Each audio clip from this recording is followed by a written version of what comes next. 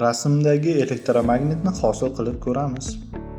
Ya'ni shu kabi qiziqarli videolarni o'tkazib yubormaslik maqsadida videoga like bosib, kanalga obuna bo'lib qo'ying.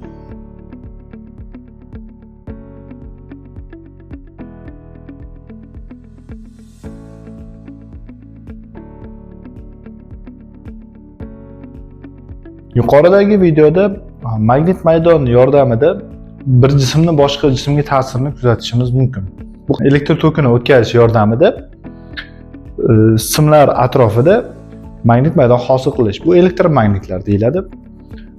Sim o'rami, ya'ni solenoid hosil qilingan. Solenoidga kuchlanish berish orqali, ya'ni doimiy kuchlanish manbaiga ulangan. Shu kuchlanish manbaiga ulangani orqali elektr toki o'tkazib, elektromagnit hosil qilingan. Nega ferromagnitdan foydalanilgan sababi izohlarda yozib qoldiring. Videoning to'lig'i YouTube kanalida joylashgan.